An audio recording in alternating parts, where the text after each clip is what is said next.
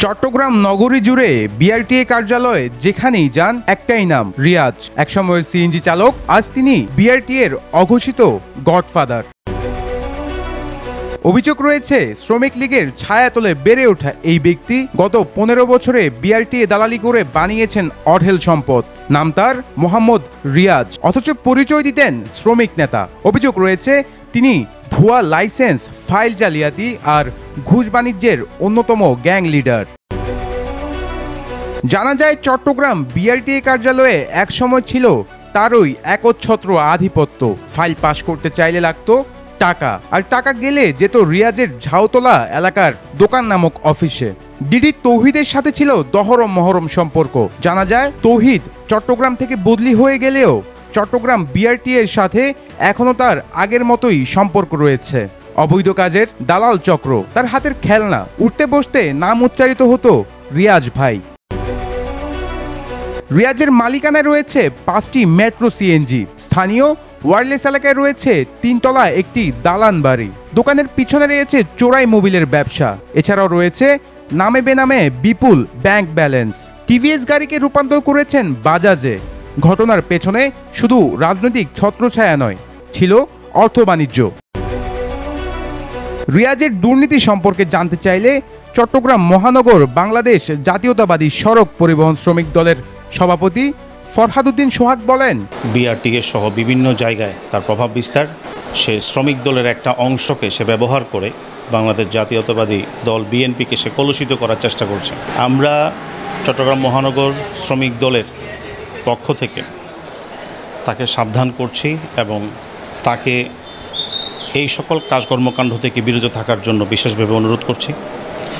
আর ভবিষ্যতে সে যদি এই কর্মকাণ্ডগুলো থেকে বিরত না থাকে, আমরা আমাদের নেতৃস্থানীয় যারা আছেন তাদের সাথে আলোচনা করে ঈদের পর তার বিরুদ্ধে আইনানুগ ব্যবস্থা নেওয়ার জন্য প্রস্তুতি গ্রহণ করছি। বাংলাদেশে রাজনৈতিক পট পরিবর্তনের পর শ্রমিক লীগ নেতা রিয়াজ হয়ে যান জাতীয়তাবাদী সড়ক পরিবহন শ্রমিক দলের নেতা। নাম পাল্টালেও বদলায়নি কর্মকাণ্ড। ঘুষ, প্রতারণা এবং চাঁদাবাজি আগের চেয়েও ভয়াবহ। ওগুলো কি ফিটনেস করা লাগবে? ফিটনেস করা লাগবে কিনা আমাকে জানো। ইয়াতে আছে তো, হালিশ্বর আছে তো, হালিশ্বর আছে। এটা লইও গাড়ি চলে মোটরসাইকেল। এলিমেন্ট লাইসেন্স তো দিছি ভাই, যেটা আপনার ফাঁস করছে, মানে যে লাইসেন্সটা আপনার এখন আপনার দেই নেই, অরিজিনাল ওএমএস স্লিপ তো দিয়ে দিছি আমি। যেটা আপনি পান নাই, ফাঁস করছে পান নাই, মানে ফাঁস করা হয়েছে পান নাই, এটা দিতে হবে। ছবি লাগবে তো, ছবি। গাড়ি চালাতে পারেনি, গাড়ি জানেন একটু, গাড়ি চালাতে পারেনি। লাইসেন্সে কি দিব? মোটরসাইকেল, প্রাইভেট কার, কোনটা দিব জিজ্ঞেস করেন। কোনটা চালাতে পারবে আমাকে জানেন? গাড়ি কি প্রাইভেট কার দিব না মোটরসাইকেল দিব, কোনটা চালাবে এটা উল্লেখ করতে হবে তো। আর ওনার এক কপি ছবি পাঠান।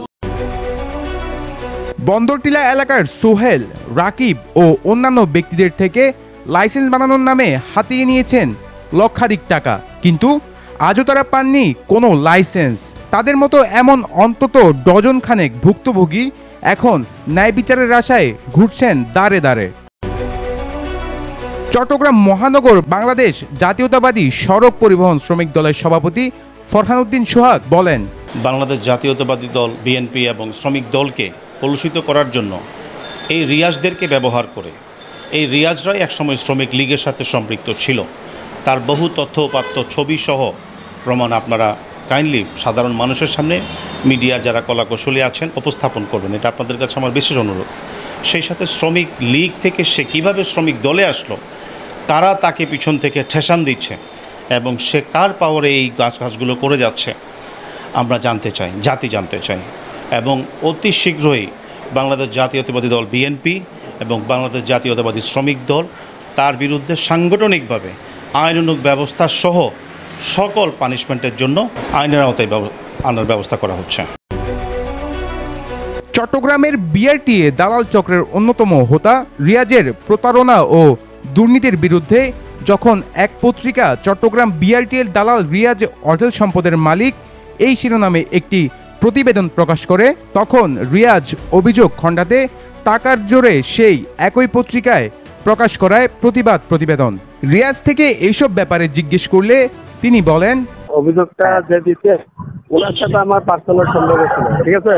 কিন্তু ওই যে লোকে ওনাকে দিচ্ছে গাড়ি লাইসেন্স করার জন্য, ওই লোকের জিজ্ঞেস করেন যে আমার কাছে আমার নামে কোনো অভিযোগ আছে। রিয়াজের এই দৌরাত্মের পিছনে কি আছে প্রশাসনের কেউ নাকি রাজনৈতিক নেতা? কে তাকে বারবার রক্ষা করছে? ওমর ফারুক, প্রতিদিনের কাগজ, চট্টগ্রাম।